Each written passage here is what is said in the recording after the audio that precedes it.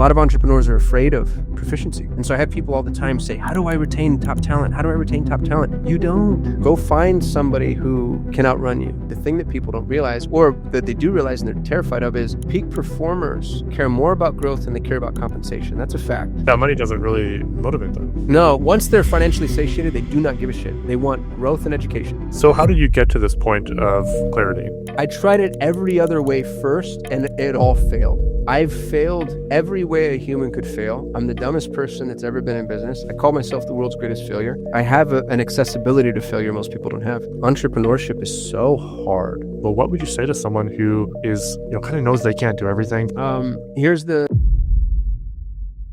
Welcome back to another episode of Marketing Without Rules, the show where we inspire business owners by bringing on guests who exemplify the hunter mindset. They make moves, they color outside the lines, and they have found creative ways to channel the attention of their community into currency. This show is sponsored by Blue Crocus Solutions, a web design and SEO agency focused on helping home service companies. I am your host, Vandervalk, and today I had the pleasure of chatting with Kasim Aslam, a serial entrepreneur who has built 6 7 to 8 figure businesses, including 2 successful exits. He's the co-founder of Driven Mastermind and the creator of Digital Marketers Paid Traffic Certification. Last year, he exited Solutions 8, one of the world's top Google Ads agencies that he had founded. And then he went on to co-found Pareto Talent, a company dedicated to helping entrepreneurs reclaim their time by matching the entrepreneurs with world-class executive assistants. We talk a lot about that in this episode, actually. His hiring process, the Flytraps that he uses to weed out all the applicants and really retain that top 20% of people to interview and hire. And his work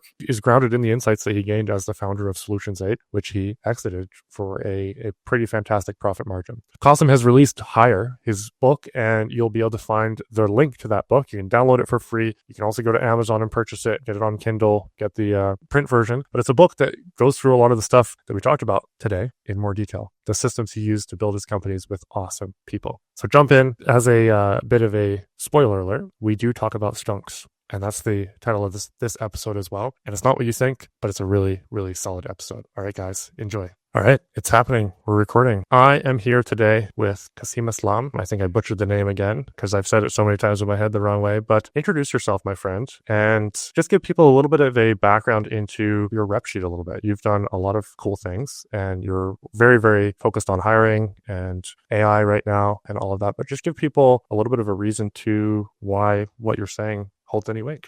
Yeah, I don't know that it does, to be honest with you. I think it's sad because the people with the personality type that crave attention tend not to be the people that we should really be paying attention to. So I'll do or say anything for the spotlight. My name's Kasim. Rhymes with awesome. I built the #1 ranked Google Ads agency in the world. I sold that in October of 2022 to a SoftBanc-backed MarTech company. When I sold it, I had 100 employees and $100 million in management, which was a blessing for so many reasons because I got to see thousands of businesses from the inside. When you spend people's money on their behalf, you see everything. You see COGS, profitability, operation, ascension, lifetime value. And I got to see what worked and what didn't. So when I sold, I ended up with, the worst thing you can do to poor people is give us money because we think we're investors.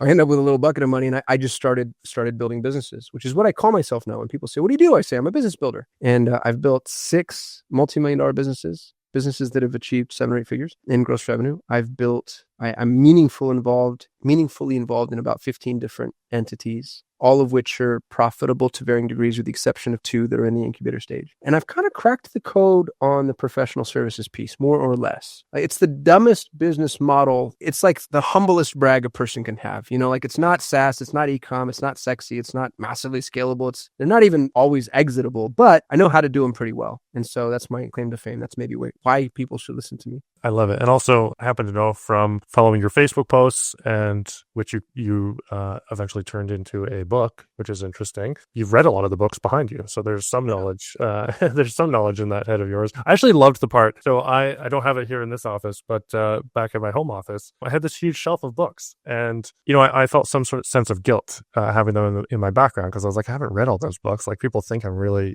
this big book reader. But you put it really interestingly in your book and in your Facebook post. post, you said, I'm a collector of books. And I just, if it speaks to me or if someone recommends it, I just go out and I buy it. And then when the inspiration strikes, I read the book. And you said, I've got so many little nuggets around my house, piles of books here and there. You put it much more eloquently, but what book are you reading right now? I'm doing The Eye of the Eye, which is David R. Hawkins, The Eye of the Eye. And it's funny, that's exactly what happened. So I bought Power versus Force by David R. Hawkins. Dude, I bet you I've had that book for 15 years, swear to God. And I remember when I bought it, I cracked it open and it felt so inaccessible and kind of weird. And so I threw it on the shelf and never thought about it again. And I was reading something else and they referenced Hawkins. And I was like, oh, that's interesting. I've got that guy's Power versus Force. But I didn't really pay attention to that. And then I'm reading something else and they referenced Hawkins again. And I'm like, all right. So I go and I pick up Power versus Force, and this time it blew my mind. And then I started down this David R. Hawkins rabbit hole that I never would have gone down had I not had the seed capital of the first book. So I love the idea that books are like little traps that you set for yourself. And 15 years later, the set trap finally sprung. And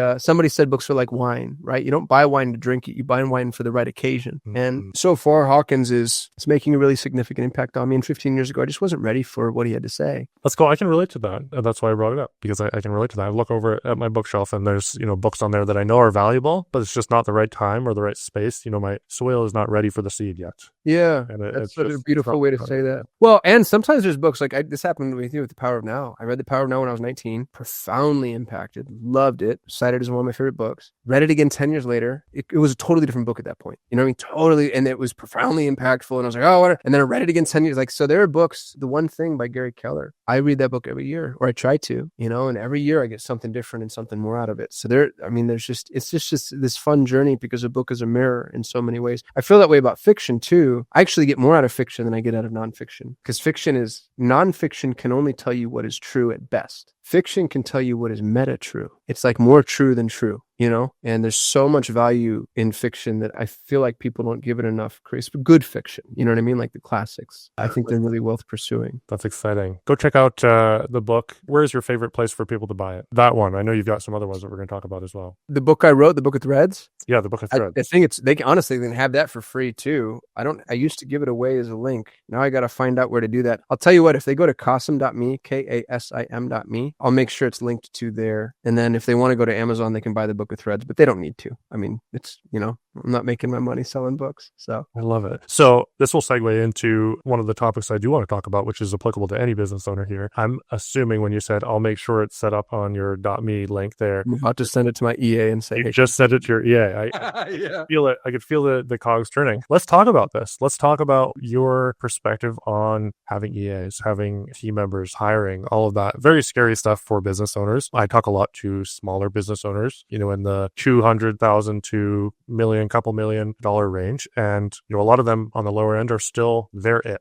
They were a technician. Yep. They, loved what they did. They wanted to make it better, and they went out and started their business. And eventually they reach a point, if they have any sort of gumption, where they get enough business coming in that they can't do it all themselves, or they want to get to a certain revenue range, or they want to help more people, and they have to hire. Dan Martell talks in his book, Buy Back Your Time, about, an EA is your first hire that you should get. But you also have a fair number of opinions on hiring, which are really valuable. What would you say to someone who is, kind of knows they can't do everything? They're swamped. They hate their life. They're going back home to their wife or kids, and they just can't focus on their home life because they're so tied up with all the things that they have to do. And maybe they just stay at work and never come home. What do you say to someone there to tip them over the edge on the importance of getting some sort of other person, other body, whether it's in country or out of country, or just start sharing some thoughts there? I know you've got a lot. Maybe you can speak to that person directly. Yeah. I think the only thing I'm world class at is talent acquisition. It's funny, man, because until you crack the talent code, entrepreneurship is so hard. Yeah. Every problem that comes in through the door is your problem. I have a marketing problem. I have to learn marketing. I have an operations problem. I have to learn operations. I have a finance problem. I have to learn finance. Then once you realize,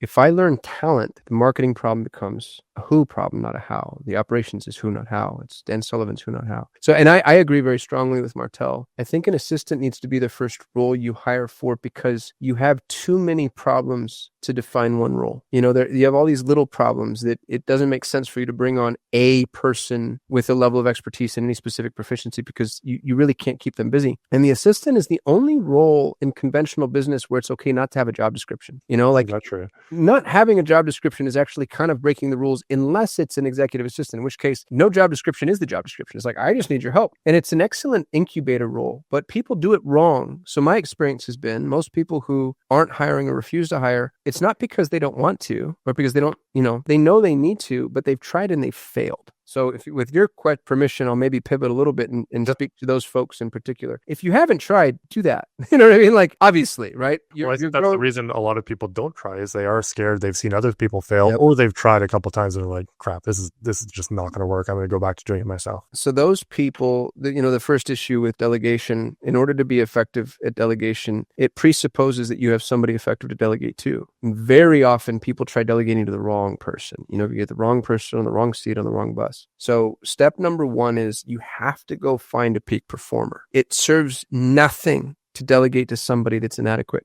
And a lot of entrepreneurs are afraid of proficiency. They're afraid of peak performers because they're actually intimidated by competence, which is, there's some deep inner work that goes on there. But what you realize very quickly is when somebody's smarter than you and better than you, and they're working on your organization, that's power that's potency that's being given to you. It's being executed on your behalf. And so go find somebody who can outrun you. That's step number one. Find a peak. I call them Pareto talent. That's the name of my talent agency. And it's based off of the Pareto distribution, which is the most important mathematical principle in business and in life. And it says that in any organic ecosystem, 20% of the input is responsible for 80% of the output. And that's probably more true in the employment world. 20% of the criminals commit 80% of the crimes, and 20% of your revenue comes from 80% of your customers. 20% of the employees do 80% of the work. And what most employers don't know or don't realize is you can index towards the 20%. You can just go hire those people. Yeah. And when you do that and you have somebody to competent delegate to, now your job is to get out of the way. So if you find yourself in a position where person you're delegating to isn't executing, you just have the wrong person, which is why I wrote my book. It's free to your audience.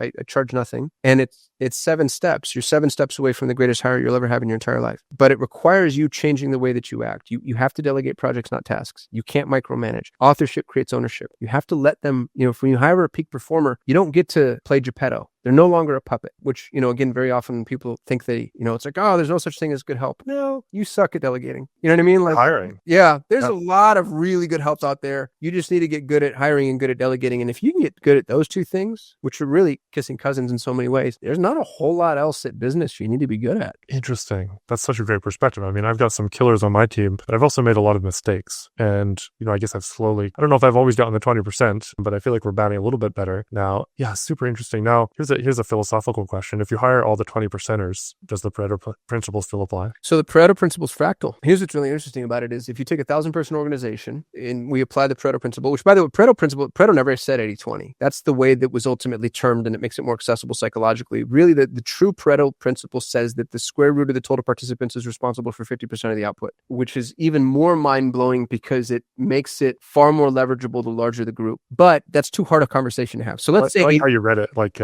they read the fine print of a medication there, because everybody's just going to glaze over anyway. Well, it's, there's a lot of implications because as the cohort grows, the number of participants responsible for the total output shrinks dramatically. That's what square root does. Yeah. So the Pareto Principle is actually more impactful the larger something gets. The 80-20 rule doesn't give enough credence to the hockey stick effect, like this increase in impact as you grow. But let's just to sterilize the conversation. I have a 10th grade education, so I can't talk about square roots because I'll get lost very quickly. If we just talk 80-20, which is at least true, it's probably more staggering than that, according to real Pareto math, but at least 80-20. Take 1,000-person organization. 200 employees are responsible for 80% of the output, which everybody knows. If you've ever worked at a big company, as a kid, I worked at a call center, and you knew that it was at least 80-20. 200 people producing 80% of the output. You're like, yeah, I've seen that. We see the peak performers, and it's an accepted anomaly. But what people don't realize is zoom in, because when you zoom in on those 200, 80% of their output is done by 40. And when you zoom in on 40, 80% of their output is done by 8, and so on and so forth until you get to one person in 1,000-person organization. One person is responsible for 25% of the output.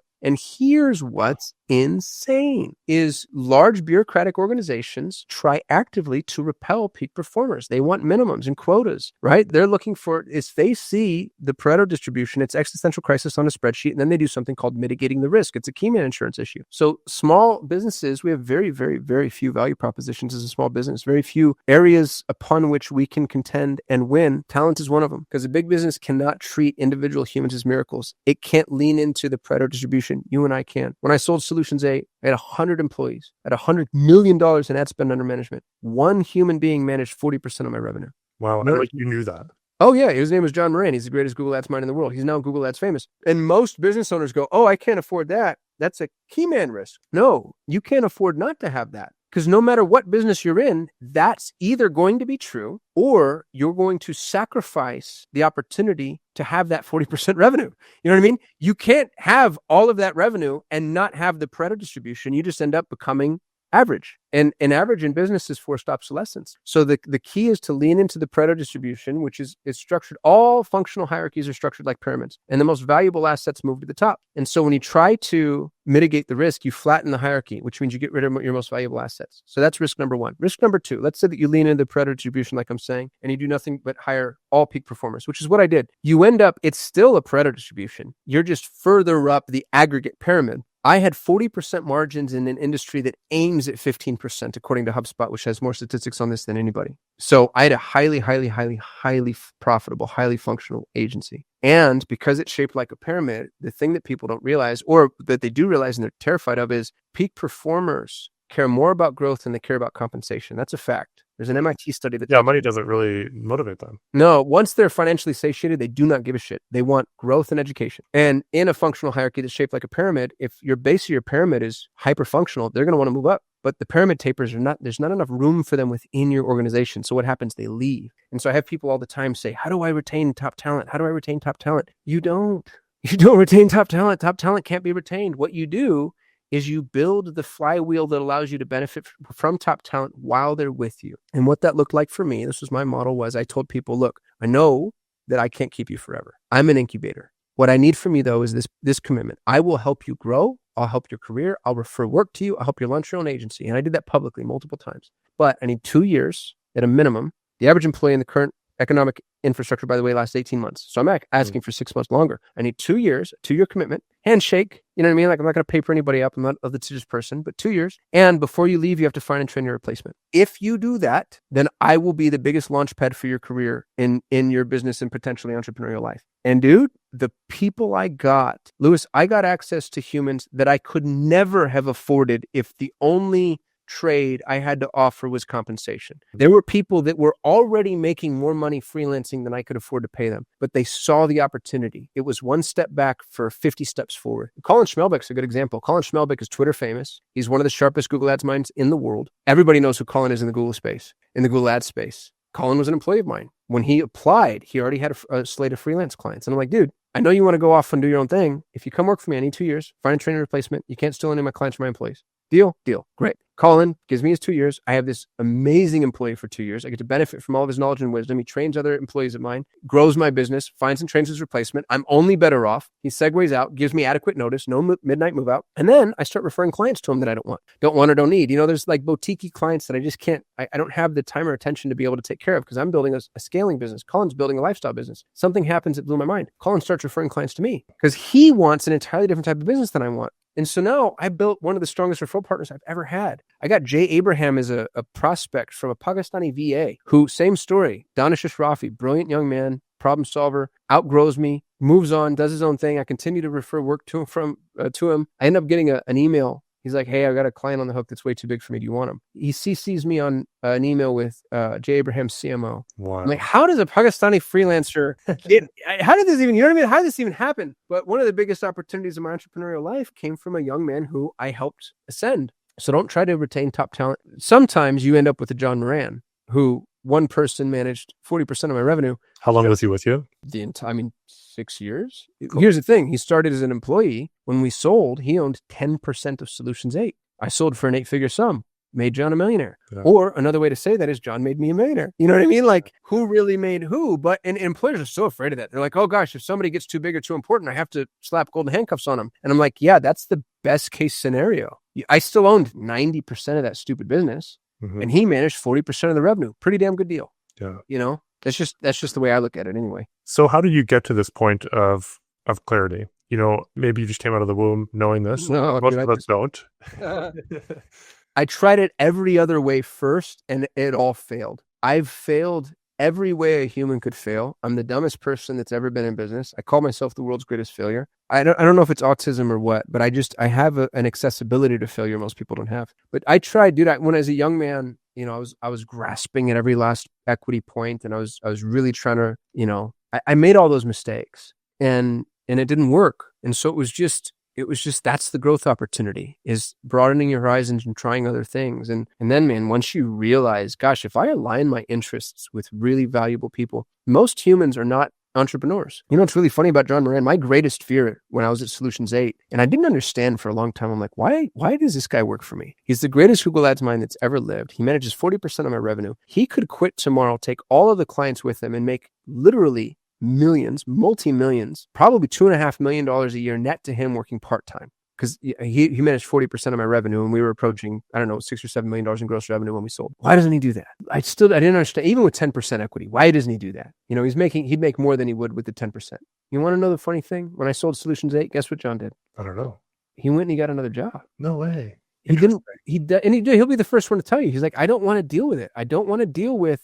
He loves the craft, but he didn't want all the hullabaloo. He's a scientist. He's a literal genius. He doesn't want to have to deal with HR and finance and ops and, you know what I mean? Like, none of that stuff appealed. He wants to be in the weeds. So I was afraid for no reason. Douglas Brackman, who's a really brilliant author, wrote a book called Driven, and he talks about the epigenetic phenomena that is entrepreneurship. 5% of people on the planet are entrepreneurs, and it's because they experience the chemical cocktail that is love. It's dopamine and serotonin up and norepinephrine down. I think I might have that wrong, but I'm pretty sure that's right. They experience that in pursuit of a goal instead of upon completion. 95% of humanity experiences it upon completion. Brackman calls that the farmer brain. Those are the employees. There's nothing wrong with that, by the way. They're probably better people. They're more likely to go to heaven. But 5% of people experience it in pursuit of a goal. That's the hunter brain. Those are the entrepreneurs. So stop being afraid that your employees are going to steal your ideas, steal your business, start their own. They're not. They're not entrepreneurs. They're intrapreneurs. But that cuts both ways. You can't dishonor them in their endeavor. Employers look at employees like they're cogs in the wheel, like they're mules, it's like they're commodities. It's like, oh, just get a graphic designer and put them, and it's like, no.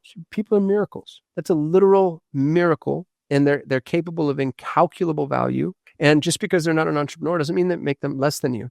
Maybe makes them more. Your endeavor goes first. You create the sandbox within which they function, but they're the ones that create the sandcastle. And if you're asking me, the sandcastle is actually more impressive than the sandbox. Just so happens that you can create sandboxes and they create sandcastles. Oof, I like that. That's a clippable moment right there. That's very cool.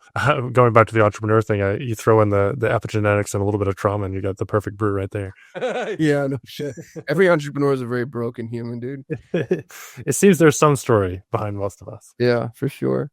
Yeah, interesting. So if I was Joe doing $1 million in revenue, let's say 500K, I've managed to take my business, let's say it's a service business. I know you're actually familiar with service businesses too. Let's say that's where I am. And I'm like, okay, I'm completely burned out. Maybe I've been doing it solo and I don't have a family and I want to start a family, or my wife's put her foot down and I've realized, hey, I actually want to be a family man. What does Joe do? He's terrified of hiring. We've kind of talked through some of those, but like, if he could install your blueprint in his brain, what would he go do? I'll walk you through it. So 7 steps. I'll be super fast, Lewis, and then you dig in. You tell me where we slow down. Yeah. So step 1 is the only philosophical step. Everything after this is going to get very tangible. Step 1 is understanding that the way we're taught to hire people is massively flawed. And you have to change your mindset. You have to change your paradigm. People are not commodities. A commodity is easily interchangeable. So, a can of beans, if you have a can of beans and I have a can of beans and we swap, we're no better or worse off than we were moments ago. If you have a CPA and I have a CPA and we swap, my whole life falls apart if I lose my CPA. All that is valuable about a human is not commoditizable. All that's replaceable about a human is. And yet, if you pull any business book off the shelf, and I mean anyone, dude, written by the greats, right? The people that we love, Dalio and Maxwell and Covey, the conversation about people is a conversation of commodity, because that's the shorthand way to have that conversation. And you'll hear yourself say it. I need to hire a graphic designer. I need to hire a software engineer. I need to hire an EA. That's a commodity. Or that's a conversation about commodities. What you have to do is you have to start thinking about people as other miracles. And when you understand the Pareto distribution, that's easier to do, because you're not looking for a graphic designer. You're looking for a miracle who could probably be good at graphic design at some point. So assume for a moment that we agree with that thesis, and let me know if you have any questions before I keep going. No, I was just going to say, if you truly understand that 20%, then it just reframes everything, and you're no longer looking to just scrape around in the dark and hopefully bump into someone that you can hire. You're actually going after, a defined, amazing miracle person. That's right. I really like that. Yeah. So you're going after somebody that you respect and that you think is capable of things that are ineffable. It's impossible to hyperbolize how impactful or valuable these people can be. So assume for a moment that you believe that, and you have to believe that in order for this to work. And to be honest with you, I think you have to believe that to be an employer. If you don't believe that, I don't think you deserve to employ people. And I hope you fail miserably. Like anybody who doesn't believe people are miracles, I just don't think deserves the honor of being an employer. So people are miracles and they're capable of incalculable value. Paradigm shift. Step number 2, you have to create a job posting that's a sales letter. Hiring is a marketing endeavor. People look at it as operational or HR, and it's not. Go to Jobbing or Indeed or Monster and read those job posts. Dude, they sound like prison sentences. It's like, if you don't comply with all rules and regulations, you will be publicly flogged. It's like, who wrote this? It's a sales letter. Get out there and put your best foot forward. Attract. Tell them, why are you amazing? What's awesome about you and your organization? What's your mission? What's your vision? What's your values? What do you have to offer? What are you giving them? What's your compensation? What are the benefits? What do they get? What do they learn? How do they grow? What's the ascension path? Like really go as far and as fast as you can. More than you work to earn a customer, work to earn top talent. Your job posting has to be extraordinary, which by the way means, and people hate to hear this. You ready for this one? This will repel your whole audience, but I hope I can bring them back. In order to get peak performers, you're looking for winners. Winners want to win, and money's how we keep score. That means, we have to pay more. You have to pay more. And people are like, well, wait a minute, how much more? And then I say 10% more than the high watermark. And they say, oh, Kasim, you don't understand. You don't understand my margins. You don't understand my business. You don't understand my price point. Impossible. And I'm like, no, you don't understand math. Because when you pay 10% more than the high watermark, you don't get 10% more output. You get 10 times, 500 times, 5,000 times. That's the Pareto distribution in action. And they still, 10% more than the high watermark. Let's say that for the sake of argument, just use round math. A Ruby on Rails developer makes 80 to 100 grand a year. I know it's more than that. Let's just say. And you need a Ruby on Rails developer. You've been taught, because the way that we buy commodities is you pay the least and you get the most. So you as an entrepreneur, if it's 80 to 100 grand a year, if that's the window, you want to pay $79.9 and you want to get the best person you can for $79.9. And then I say, pay 10% more than the high watermark. And you go, okay, 10% more than $79.9. And that's wrong. It's 10% more than 100. 100, yeah. So you want to pay $79.9 and I'm asking you to pay 110. And most people cannot bring themselves to do it because, again, they don't understand that when you find yourself a peak performer, the money conversation becomes absolutely superfluous. Because the impact, look at John Moran. There's no amount of money I wouldn't have paid John. You know what I mean? Like 40% of my revenue, dude, I'm like blank check at that point. And it ends up being very symbiotic. So that's your job posting. Your job posting has to be epic. You have to offer and be a fun place to work. Don't screenshot desktops. Don't count PTO. Peak performers, you're not going to have a problem with those people. Let them work on a semi-flexible schedule. Don't make them clock in and out. You know what I mean? You're not a Gestapo. Stop that. Like, be a fun place to work. Show them what the mission is, how you impact people, how you change lives. That's step 2. Step 3, if you have a badass job to offer and you're willing to comp people well and you let winners win, now what you have is a traffic problem. If you have a good offer, good offers need traffic. Now, what I see employers do only every time is they take their job and they post it to one job board one time, and then they're just wait for whatever the cat drags in, and that's it. And then fate smiles upon them, or it doesn't, and they just get whoever. Like, in what the odds usually are not in their favor at all, dude. How could they be? Like, imagine if you did that in marketing. It's like, all right, I've got my sales funnel. I'm going to run one ad on one network one time, and I sure hope a customer comes. And you know what I mean? Like, and that's what they do. They run one job posting on one network one time, and then it's always your cousin's uncle's black sheep of the family that turns out to be the only person that applies. and then you're stuck with that person. And you're like, oh, I hate my family. Can't hire family. And you're exactly right. Because usually if you send out to your family, hey, I'm hiring, you're going to get more visibility from that one text message thread than you're going to get from your one job posting one time on one network. What you need to do is plan your distribution strategy. You need to put your job posting on every single viable job network that exists, which, by the way, might be dozens. Oh, Kasim, that sounds hard. It is. Now, I have my EA do it, but before you have an EA, do it yourself. Do the work. Go find a peak performer and re-up. Job postings almost always listed in chronological order, which means a week from now, go post it again. And a week from then, go post it again. Go post it until you find your peak performer. It's a distribution strategy. It's a traffic problem. Traffic problem just requires repetition. If you have a good offer and you have good traffic, here's what's going to happen. This is step 4. You are going to get inundated with applications. You are going to get thousands. I've gotten, swear to God, no exaggeration, I've gotten tens of thousands of applications. If you're hiring internationally, I've gotten tens of thousands of applications for roles. Because I'll pay 2, 3, 4, 5x what anybody can make domestically. And I have an awesome place to work and we have a great reputation. So now what you need to do is you need to filter the stack. And this is the most fun part. And this is the easiest part. Yeah. So to bring this down for people too, service business owners who our audience mainly is, this means that you can't just interview the first 2 people and then hire one of them. No. You really need to wait until you have, I know people in the service industry, like 100 is the minimum, that they're interviewing or finding out. You probably have some stats too on like the number of applicants usually it takes for a job role. Yeah. So here's the benefit you have is the number doesn't matter because you're not going to see, first of all, we're taught to hire using resumes and interviews, and both resumes and interviews are worthless because everybody's good at interviews and resumes tell you nothing. Yeah. So what you want to do is, with step 4 is filter the stack. And what that means is I call them Flytraps. I insert Flytraps into everything. And so a Flytrap, just to give an example, all of my job descriptions read at the very top. It says to apply, your subject line must read, I actually read the instructions. And if you send an email and your subject line doesn't read, I actually read the instructions, you automatically get filtered out. My hiring team never even sees your application because you're an idiot. You can't read the instructions. If your subject line reads, I actually read the instructions, not so subtle hint to actually read the instructions. And I'll usually have anywhere between 3 and 5, very simple, but what would you call it? Hard enough.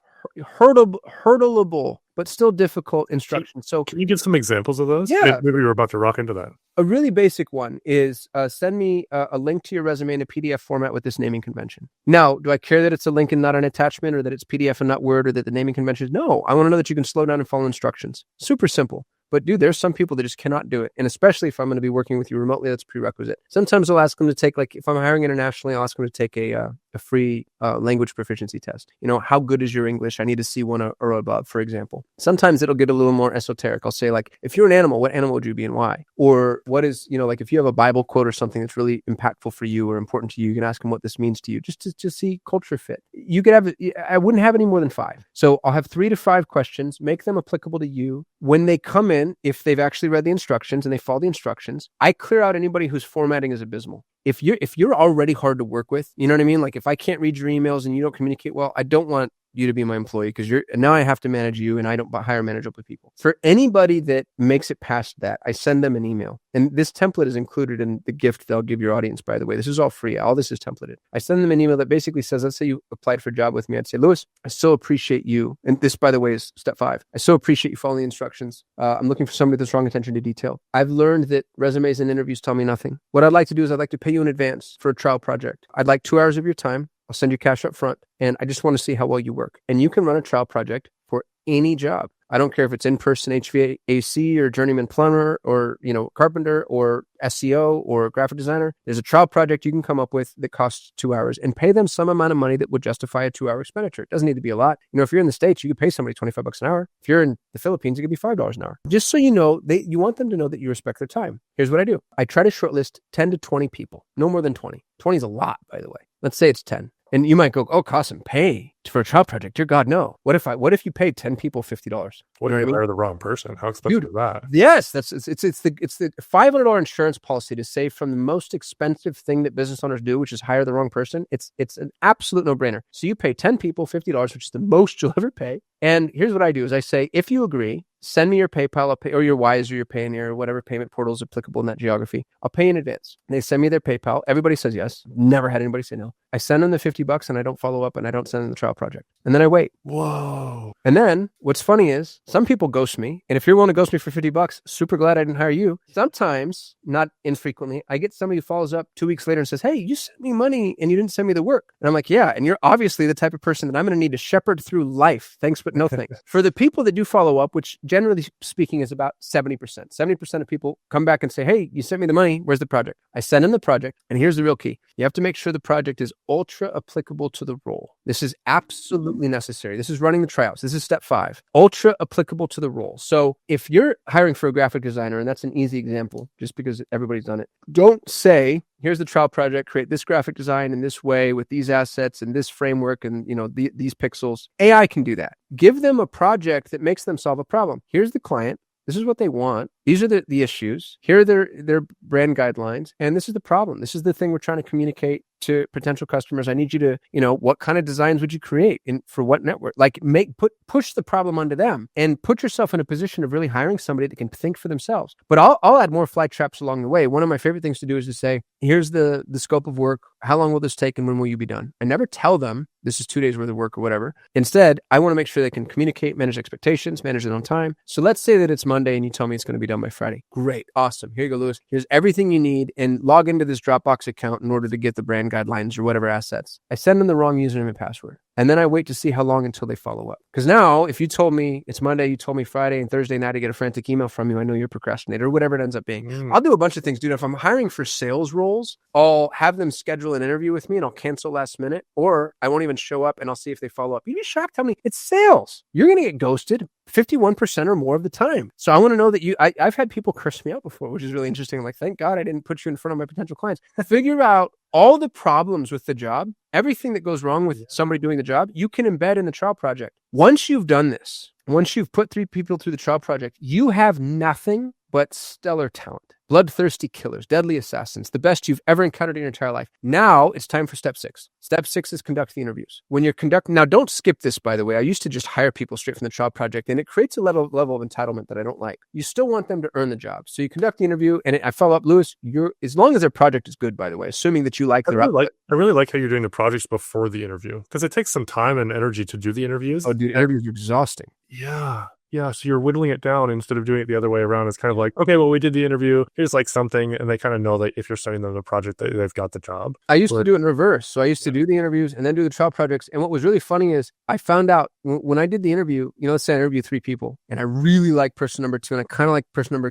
or really like person number 1, kind of like person number 2, and person number 3 barely makes the cut. And in my mind, I'm like, I'm hiring person number 1. Dude, I was always wrong. When the trial project came back, person number 3 always blew the other 2 people away, and I realized the interviews are unless you're hiring a professional interviewer for some reason, the interviews are bullshit. So run the trial projects. When the trial projects come back, take everybody whose work product you love and now conduct an interview. And now here's the thing about interviews. You're not interviewing to see who gets the job. The secret Trojan horse of interviews, this is where you start managing. You're actually now managing your employees. But what I do with interviews is I take everything that sucks about the job and I make them sell it to me. So for example, I'll say, hey, listen, I'm hiring you for a client manager role. Client manager roles are really hard because you have to communicate negative information to clients on a recurring basis in a way that doesn't make them quit. Talk to me about your capability of doing that. Or I might say something like, I'm hiring you for technical support and I need somebody who's willing to, sometimes calls come in nights and weekends and I just need somebody who's willing to do this. Take everything that an employee would complain about, talk about it in the interview and put your skunks on the table and make them sell you. Because what ends up happening is when they get the job, they can no longer complain about that thing because they sold you on why they're so good at that damn thing. So you take everything that might suck and you put it in front of them and say, talk to me about why this won't be a problem. And if you ever lose an employee or have a problem with an employee in the future for future jobs, bring it forward into the interview process. But you get them to start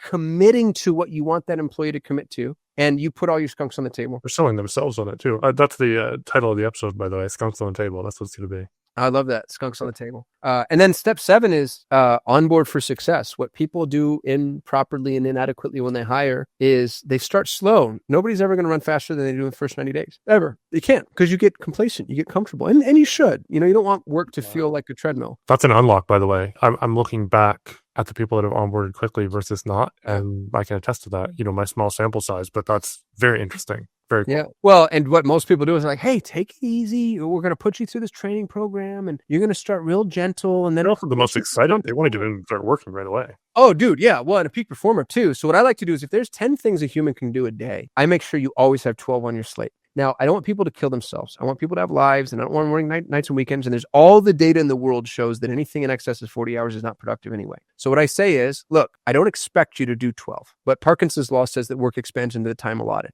What I do expect you to do is let me know what you're going to do and what's going to slip, what we got to push. And so I force them to put themselves into functional constraints and then communicate with me about what can be done and what can't be done. And if you teach employees to prioritize in that way, now you find yourself, there's the fun thing. If you want something done, give it to a busy man. You find yourself with a lot of busy people. And those are people that you can throw and delegate projects, not tasks. Don't look over their shoulder. This is the thing that entrepreneurs do horribly. When somebody's doing work, the only thing you're allowed to critique is that which is objectively wrong.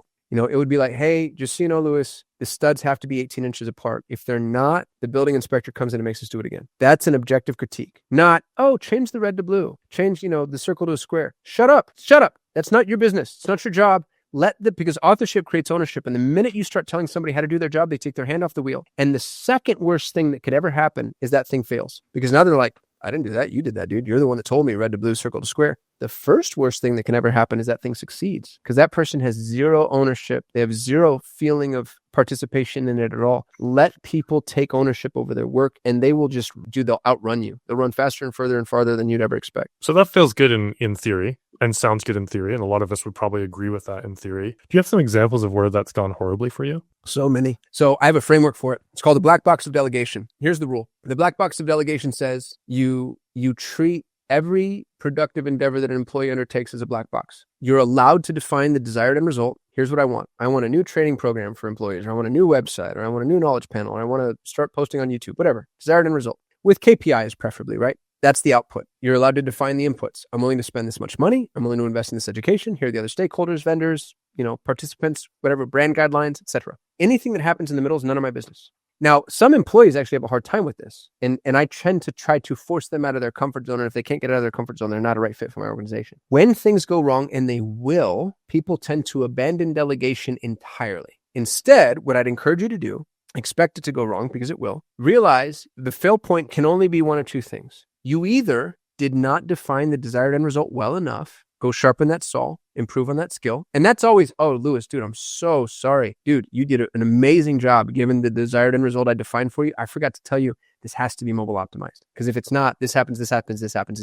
My fault. I'm so sorry. And what happens is you actually train employees to begin to police you. Because the next time you do that job for me, you're going to come back and you're going to start getting clearer on parameters. So two things can go wrong. Did you say you train them to quiz you? Do you train them to manage the request? You train employees to own anytime anything comes to them. And that's why employers are so afraid to admit when they've made a mistake. It's only to your benefit to show people where your fail points are, because then they help protect you from your fail points. So if your delegation goes wrong, either you defined the desired end result improperly, or you defined the inputs improperly. So you might say, wait a minute, dude, the website you built doesn't match my brand guidelines at all. Okay, dipshit, go give him brand. You know what I mean? Like, should have told me that in the beginning. So either you didn't define the desired end result, or you didn't define the inputs. And that'll happen. But to not participate in this endeavor means to not delegate at all. And now you're back to micromanaging or doing it yourself. So get good at understanding that every failure is just an opportunity to sharpen one of these two saws. And when you get good at those, so does the other person. And then you end up learning how to dance with each other. And dude, when you have a dance with an employee, that when you end up with shorthand, you have those friends and those people where you now are communicating with looks.